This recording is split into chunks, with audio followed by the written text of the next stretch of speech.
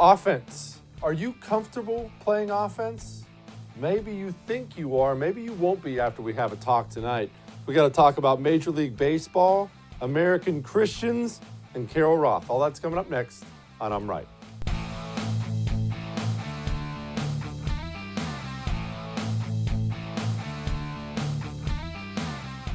Are you comfortable playing offense against the American cultural Marxists? And before you say, oh, Jesse, I am, Jesse, let me go get him. Hold on. I hope that's your attitude right away, but hold on. You understand you've never seen offense from the right. I've never seen offense from the right in my life. Maybe little windows of it, but real take back ground offense.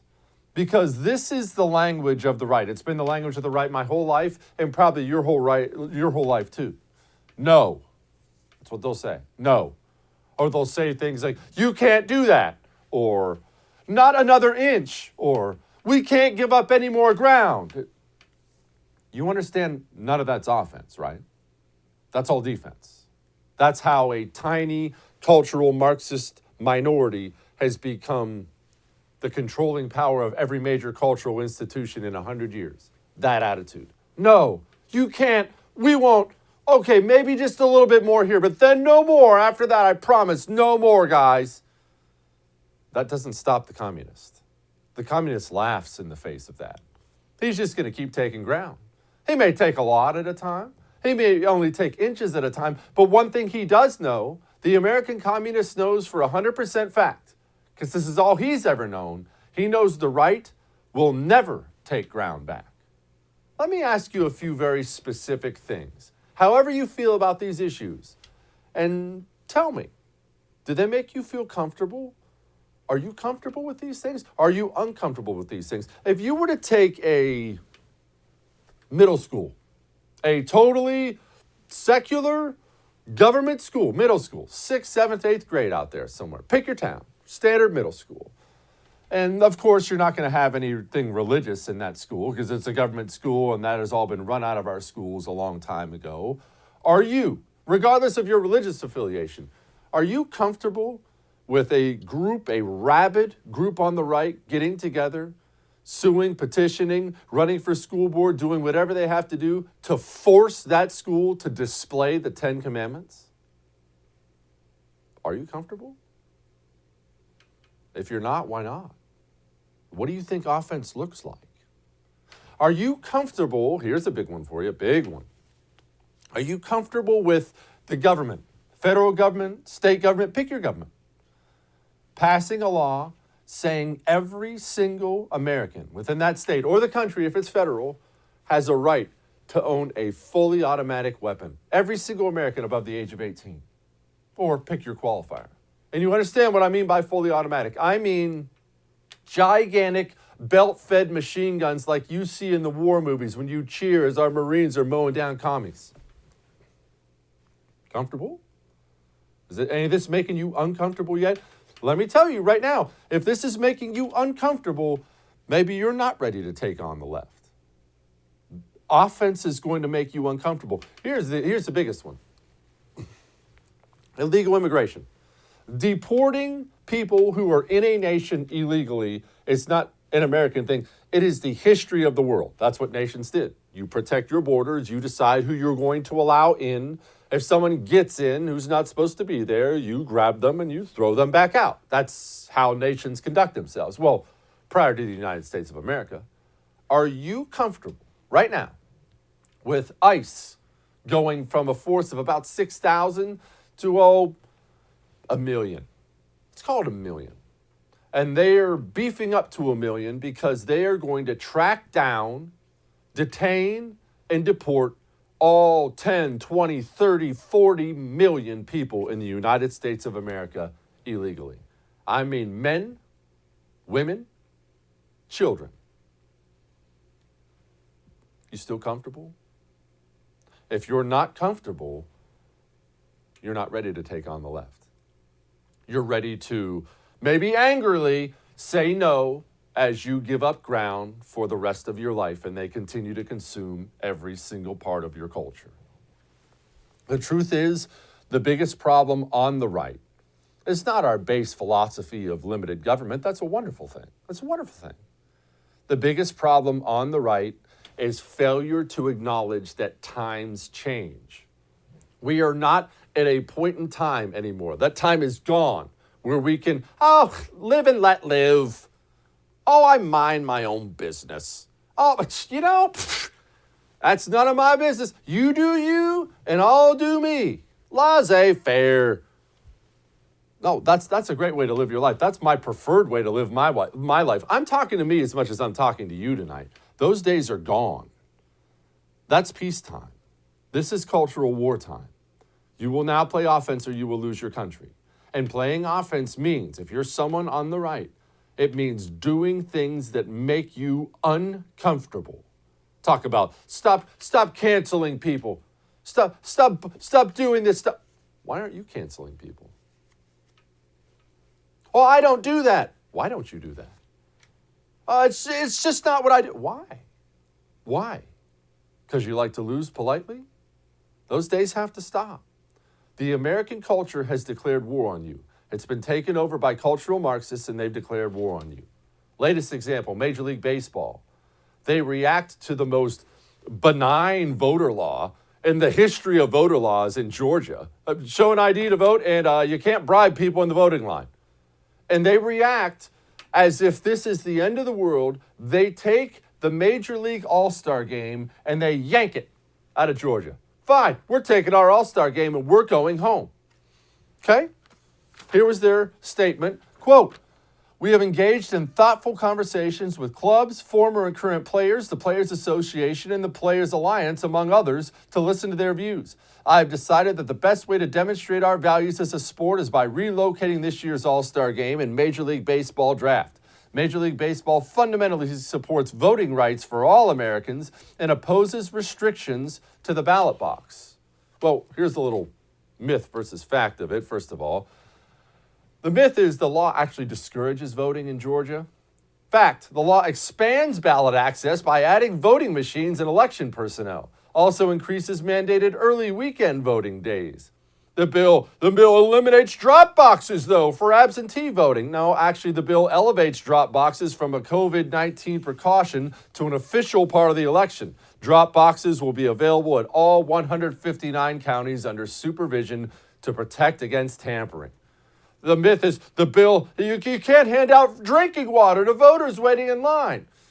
Georgia now prevents political groups from handing out food or water as an incentive to vote. However, poll workers can make water available to anyone who wants it. And of course, don't forget, you need an ID to get in a baseball game. But all that aside, think about this.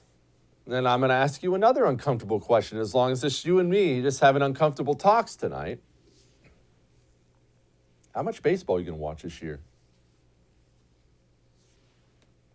You don't have to tell me. You're welcome to email in and tell me. You don't have to. Have that conversation with yourself. Got your team, right? Got your team. I'm going to go watch the boys. Got to go hit some dingers. You going to go out to the ball game? Drop $300, $400 with the fam? Tickets, parking, get your old lady a hot dog. Hey, son, you want a souvenir glove? Oh, let's hope we catch a foul ball. Take me out to the ball game, baby. America's pastime. You can do that? How much money are you going to sink into the coffers of the people who hate your guts? Does that make you uncomfortable? Get comfortable being uncomfortable or we're going to lose. We don't have time anymore. You and I don't have time anymore to be passive about this, to hope they come around. You must become active. I must become active. And this is really hard for me because I'm a huge just mind my own business guy. You do you, I do me. No. Those days are gone. Those days are way gone. The reason companies like this treat you like absolute steaming garbage is, one, they've been taken over at the corporate level by cultural Marxists who've been educated in America's wretched public education system. That's one. Two, they don't think you have the stones to do anything about it. They don't think there's a chance you will do anything about it. These corporate guys, these guys who run Major League Baseball and Coca-Cola and Delta and all these other things, let me tell you how this works. And this is going to hurt, but it's a fact. They have these sheets and decisions and profits and things like that. And they take a look at this when a big decision like this comes up and they say to themselves, well, Bob, here's the deal. We can stay in Georgia, and all the leftist groups are going to make us feel the pain for that. They will boycott. They will be active. We will lose money on the bottom line if we don't yank this game out of Georgia. But if we pull the game out of Georgia, what are the people on the right going to do? And you know what Bob's going to say back? Bob's going to say, they're not going to do anything. They'll chirp a little bit on Twitter. Maybe turn off the game for a week or until it goes to extra innings. And then they'll be tuning right back in because it's America's pastime and I got to watch baseball with my boy. And I've always cheered for my team. Woo, I love my guys. Okay, then. Stop telling me how much you care. Show me how much you care. Show me how much you care. And you know, you're supposed to point out things like this. Like Major League Baseball, they're boycotting Georgia. But they signed a new deal with a Chinese firm that dropped the NBA over an executive's Hong Kong support. So they're just blatantly supporting China over Hong Kong. And what you'll get is a lot of people on the right will stand up and they'll say things like, well, they're being hypocrites. They're being hypocrites. Well, I'm not insulting you if you're saying that because, yes, they are being hypocrites. That's true. But you have to understand, it's not that they're being hypocrites. They share similar views of America with China. People don't want to accept this because of what it means if you do accept it. But don't you and I want to reside in the real world? Do we want to do the leftist thing of residing in a world of make-believe? The reason so many parts of America's culture now, the Democratic Party, the entire American media, all Hollywood entertainment, sports, your educators, the reason you find them constantly using the same language as the Communist Chinese or championing the same cause as the Communist Chinese, you know, there's a reason, and that reason is this. You ready?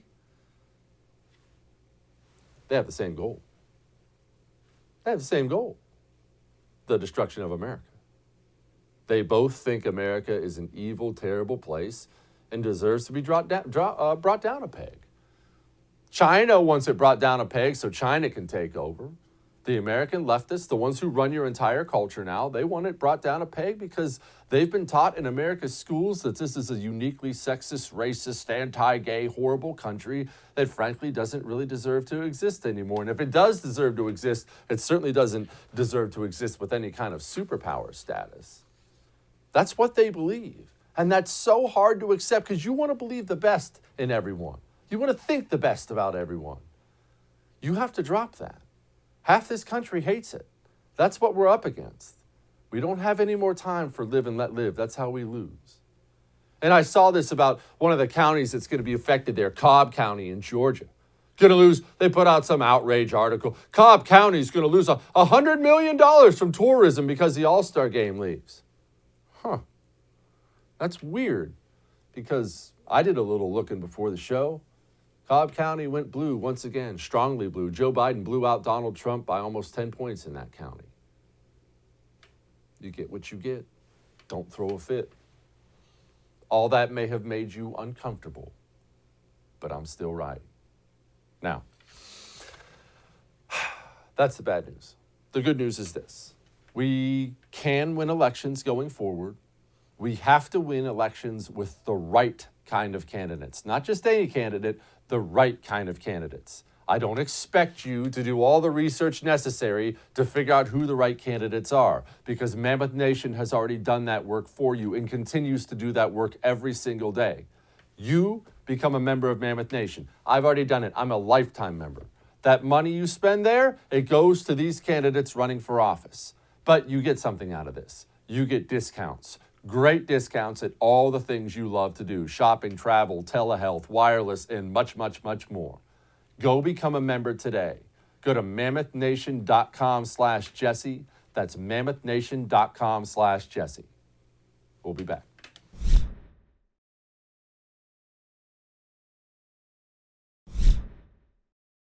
Okay, Christians. I know everybody watching is not a Christian. I understand we have a bunch of Jews who watch the show and Muslims who watch the show and other religions who watch the show. And obviously that's awesome. But I have a bone to pick with American Christians, so I'm going to single you out right now and just know this is a very personal bone for me. Why is this personal? Well, I'll be honest about it. I always give it to you right between the eyes on this show. A year ago or so, shoot, maybe more now, George Floyd dies. Get a message on Facebook, our pastor from our church, I'm not going to call it out right now, put up a Facebook post that he was attending a What White People Need to Know conference. I was what? I quickly, because I could see the way this was going, this is a church we dearly loved. A pastor we dearly loved. Sent him a private message saying, hey, you mind getting together with me? We can discuss, cultural Marxism and how all this stuff works and how they've manipulated the church and whatnot. I got the blow off. Then it came time for sermon on Sunday.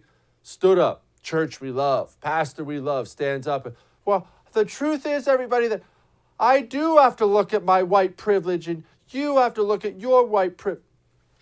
Bye. Kellys are gone, have not darkened the door of a church since. No, I'm not anti-church. I certainly hope you're not. If that, don't walk away.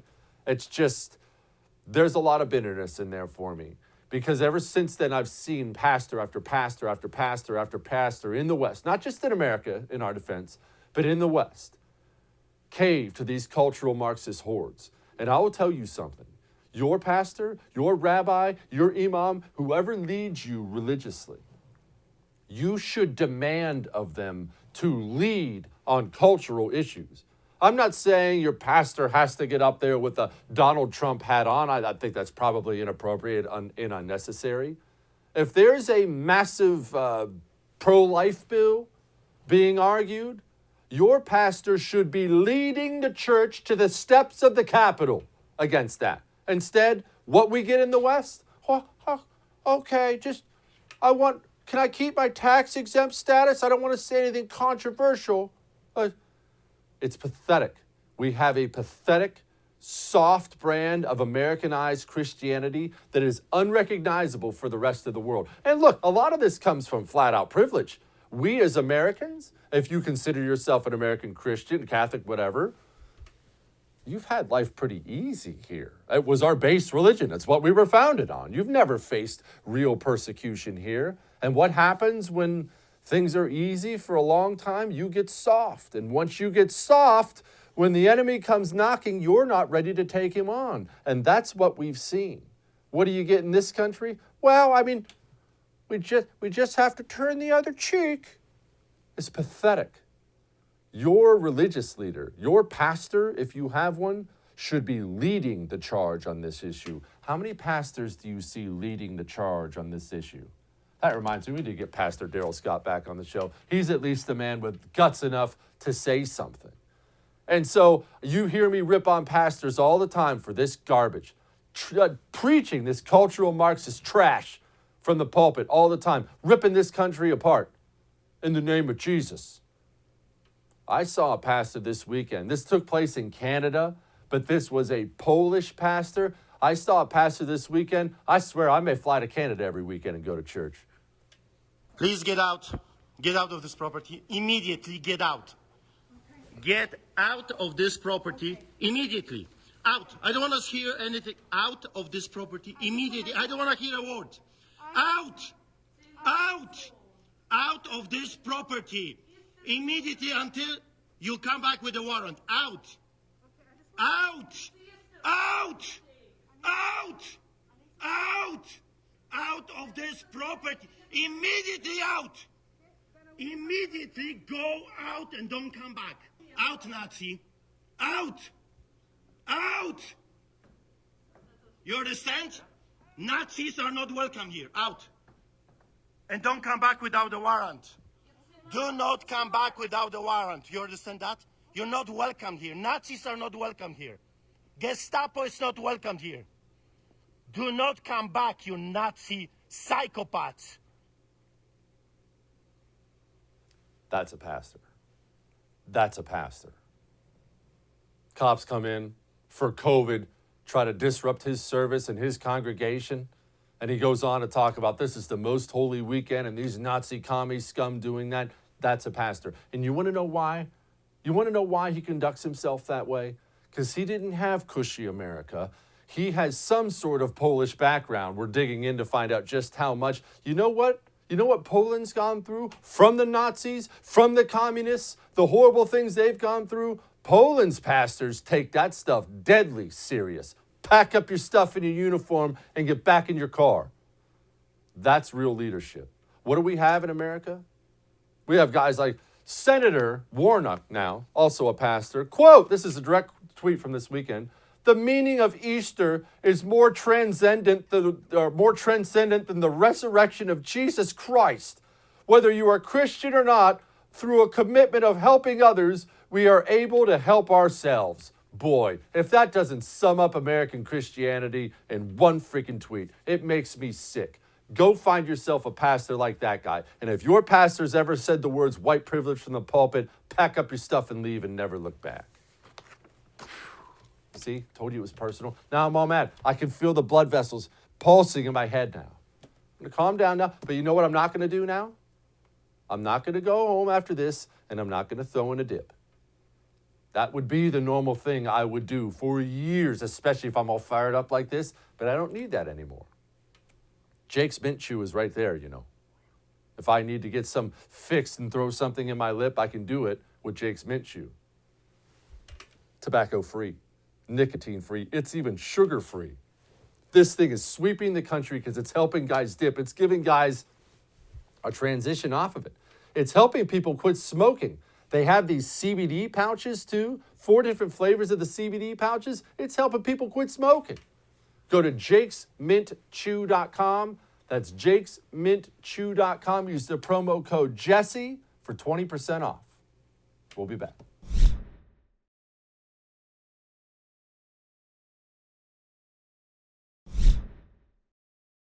The most damaging thing the left ever took over in this country was the education system. That's not really up for debate. But the second most damaging thing was the corporate world. It's been awful watching them take over the corporate world. Everybody, most people, you and I grew up in the corporate world, would stay way away from anything that had to do with these issues. And now they're all in. And that, of course, bled over into the professional sports leagues. And now they're activists. And even guys I used to watch on ESPN and enjoy when I was a kid, like Keith Olbermann, he's a nutball now. This is Olbermann versus Confederate Georgia. Great. Now, boycott the Masters.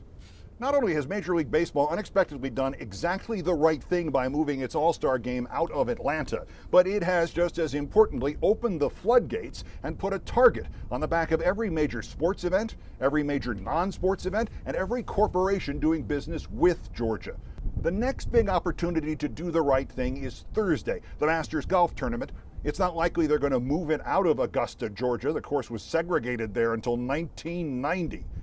The double meaning in a former slave state of masters is also no coincidence. This is economic war. The goal now is to keep American money out of Georgia until the state repeals these laws and atones for them.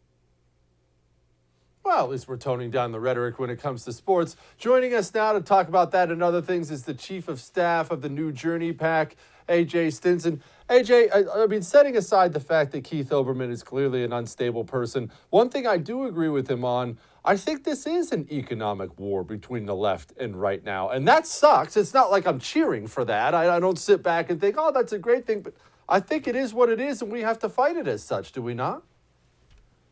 I agree. Conservatives have to decide that we're not going to let these bullies push us around and force us to believe and do as they want. We don't care if Amazon takes our books down. We're not going to stop saying the truth. We don't care if you don't want to come here. You know, you had Kristi Noem recently back off the, college basketball fight because she was afraid of the same thing. And we have to all decide that we don't care what it costs us. We're going to stand up for what we believe in, regardless of what these people think.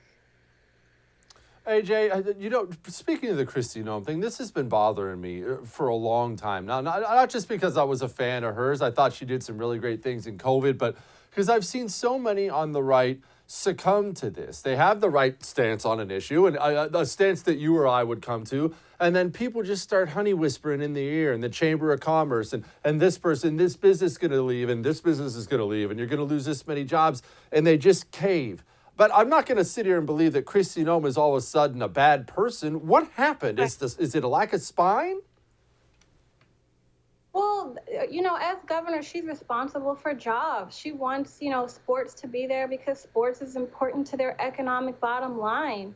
But at the end of the day, what we have to say is if we stand up to these companies and let them know that if they want to pull stuff like this, we don't care. You're going to have to find a better way. If you want to persuade the American people, if you want to show support to different ideologies that you do it in your private life. Stop using your company to bully other people.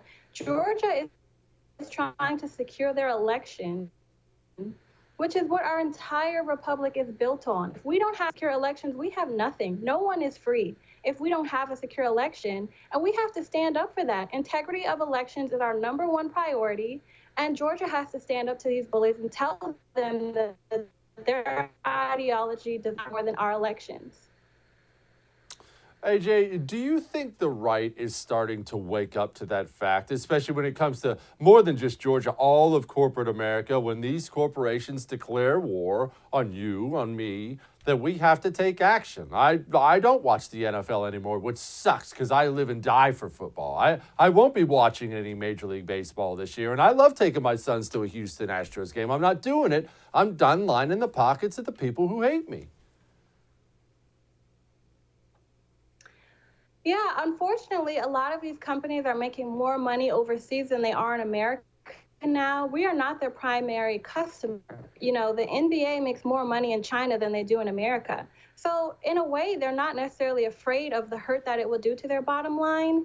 But if we stand up to this, at the end of the day, we can't keep saying we're going to make our own everything. We're not necessarily going to be able to start over with every organization that's ideological that we don't like. But what we can say is that we won't allow companies to bully us. And if we set that standard that no matter what you say, you're not going to get us to change what our priorities are, then we'll be able to prevent them from thinking that this is a way forward in the future. AJ, that Georgia law, the voting law they passed, which is obviously the basis of what we're talking about here, if you actually read the text, which I'm sure you had of it, it's the most benign thing in the world. If anything, it expands voter access instead of restricting it. And the left just instinctively reacts as if it's the end of the world. I mean, we have CBS saying, quote, 3 ways companies can help fight Georgia's new restrictive voting law. They act like this thing is the end of the world. It's what makes it so hard to have honest discourse now of they blow everything out of proportion. It's like you and I are trying to talk to someone screaming at us. I agree. And if you have some issues with the law, if you don't like that, it prevents people from being able to register the same day. It pushes for a voter ID law, which everyone wants you to think is racist. These are not things that are racist. These are not things that are harmful. These are things that make sure that if you want to vote, that you're responsible, you decide how you're going to vote ahead of time, and that you execute a plan to do that. It's not preventing anyone who has a job or who has ever been had done anything in society, which what they would need an ID to do, it's not keeping them from voting. I don't like that it prevents people from being able to get pizza or water from sororities and nonprofits that want to help out, but it does still allow poll workers to do so. So if you want to pass things out, your sorority needs to sign up or fraternity needs to sign up to be poll workers, which benefits us all. So the issues that people are having with this are benign. They don't want other states to follow Georgia, and they're making a strong stance to make sure that doesn't happen. And what we need is every single conservative state to stand up with Georgia and to do the exact same thing. Are they going to boycott every conservative state? I think not. Amen. AJ Stinson, thank you so much. Thank you. All right. Hear me out. If you own a home, you might be in serious trouble. No, I'm not trying to panic you or anything like that, but I didn't know that home title theft was a thing that even existed until I pulled out my phone one day and I'm looking at an email. Wait, that's my home title with my signature on it and my wife's signature on it. It took them less than 10 minutes to hack into my home title. Your home title is online. No matter what, it's online. They get it. If they hack into it, and it's easy for them to do that, they will forge your signature on it. They will take a loan out against it, and you will pay that loan back. Go get Home Title Lock right now so it doesn't happen to you. HomeTitleLock.com. That's HomeTitleLock.com. Use the promo code Jesse at checkout, use the promo code RADIO at checkout. That's use the code RADIO, get you 30 free days of protection. We'll be back.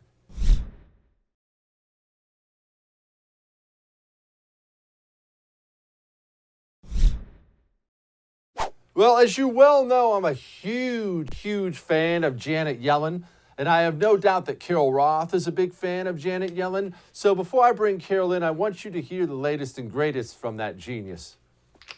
We're working with G20 nations to agree to a global minimum corporate tax rate that can stop the race to the bottom. Together, we can use a global minimum tax to make sure the global economy thrives based on a more level playing field in the taxation of multinational corporations.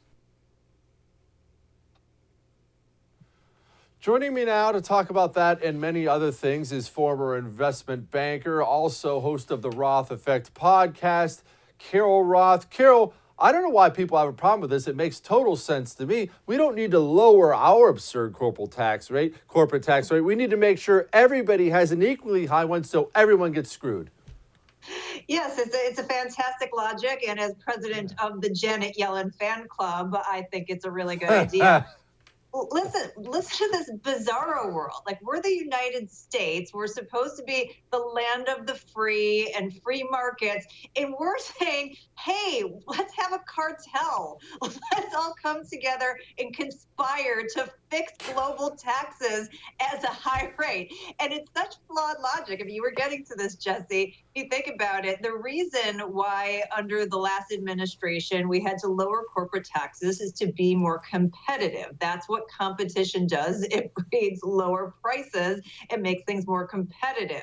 So instead of saying, hey, we're going to compete more effectively with these other countries that have lower tax rates, and we're going to even further lower tax rates, we're going to lower taxes for everyone and make things more competitive.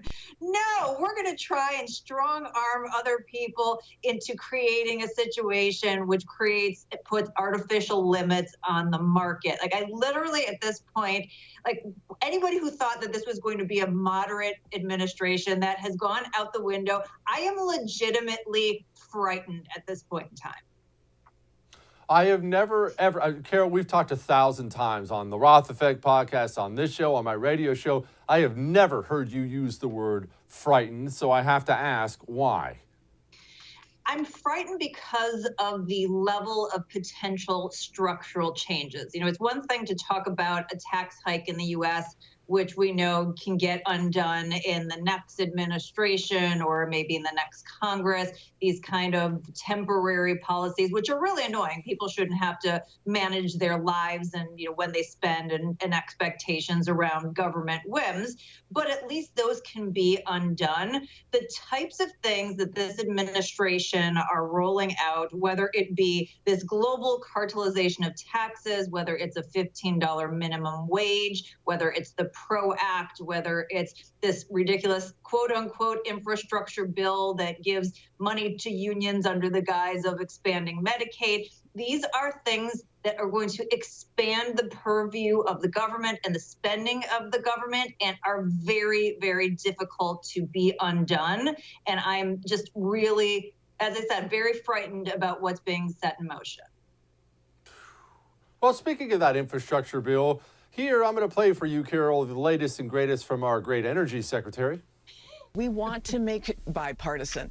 You know, ultimately, if that doesn't happen, he is elected to do the job, to win the future for America, to invest in our people. And we hope that Republicans can join their constituents across the country in supporting this effort. Ultimately, if you don't get Republican support, you're willing to pass this with using reconciliation rules, meaning only 50 Democratic votes in the Senate and Vice President Harris casting the tie-breaking vote. You're willing to do that?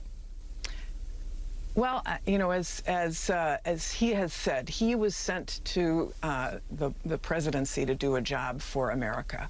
And if the vast majority of Americans, Democrats and Republicans across the country support spending on our country and not allowing us to lose the race globally, then he's going to do that.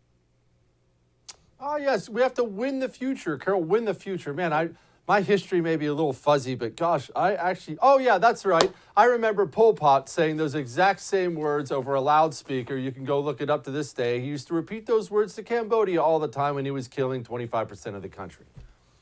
Yeah, I mean, it's the same kind of thing that happened in Venezuela, where they said, you know, eat the rich, tax the rich.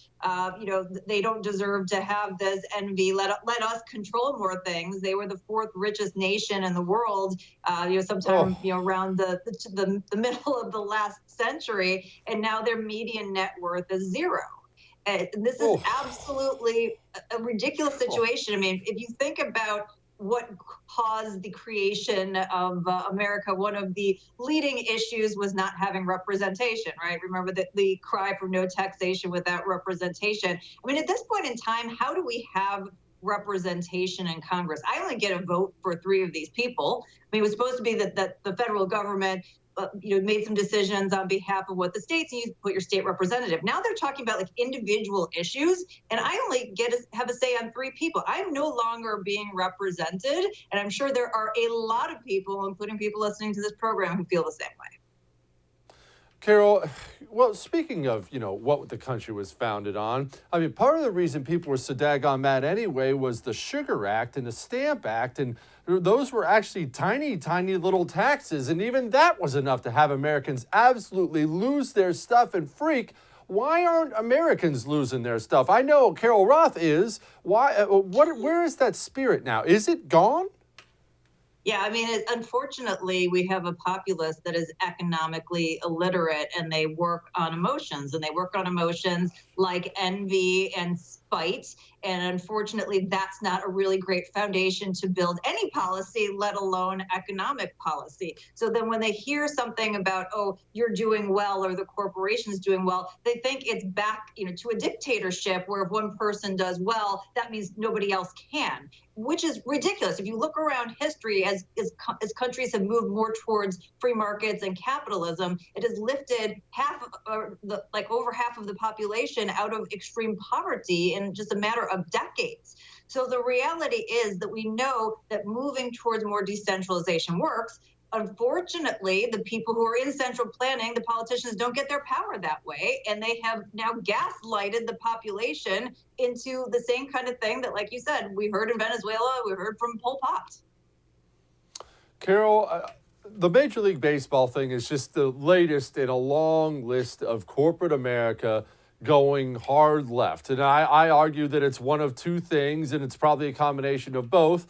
Most of these companies now, you like to think of them as rich guys with slicked back hair and $1,000 suits, and they may be that, but they're also rich guys with slicked back hair and $1,000 suits who went through 18 years of America's communist education system. That's 1. And 2, they don't think the right will hit back. They think everyone on the right's still going to go get the tickets and the baseball and their hot dogs and, hey, make sure little Jimmy gets a souvenir. And I don't think they're wrong.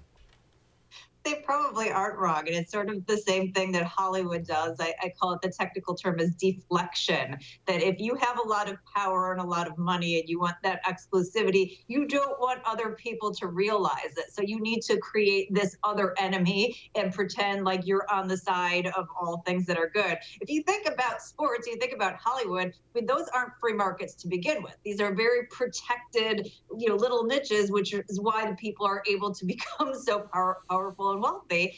And so this whole deflection technique and saying, oh, well, we're going to, you know, get involved and deflect over to these bad guys really kind of keeps the limelight off of them. And it's unfortunate. I mean, the reality is none of this should be politicized. And if the federal government weren't so darn large and it didn't matter what was happening in Georgia when I'm living in Illinois, then we wouldn't be having this conversation to begin with. And that's where the problem starts. The federal government is too big. It's too big to succeed. It needs to be cut down. And, you know, the amount of spending, the amount of things that they do, it's just out of control.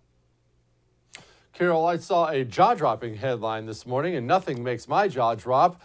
It said both parties are now concerned about the national debt. Well, I mean, not a moment too soon. Is this going to manifest itself in any real action? I think I already know the answer.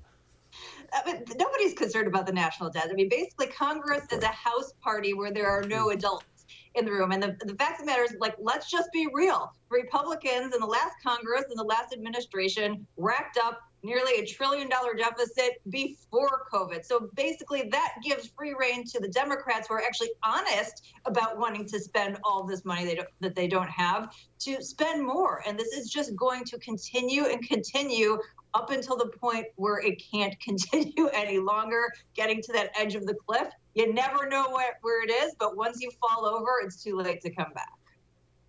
Oh, good. Carol Roth, you are the best. Thank you, ma'am. Always ending on a happy note, Jesse. All right. Get focused. We'll be back.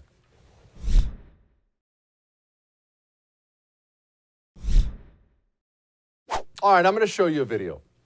It's not what I would call violent, but it hurts. I mean, you're going to watch this video and you're going to wince just a little bit. But I want to watch this video, and I know we normally do something light at the end, and maybe you will find yourself laughing, but this is a video of one of these street communist activists trying to climb a wall, and, well, you'll see.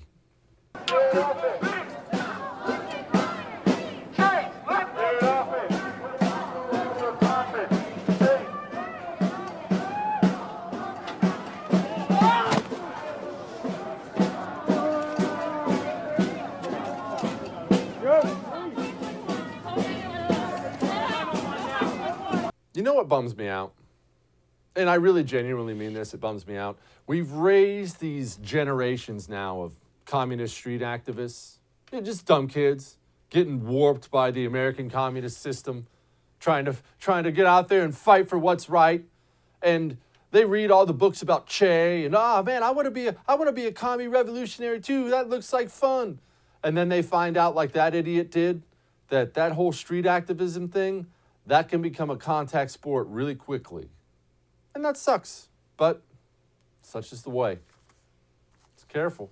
Be careful out there, kids, because that stuff gets dangerous. We'll see you tomorrow.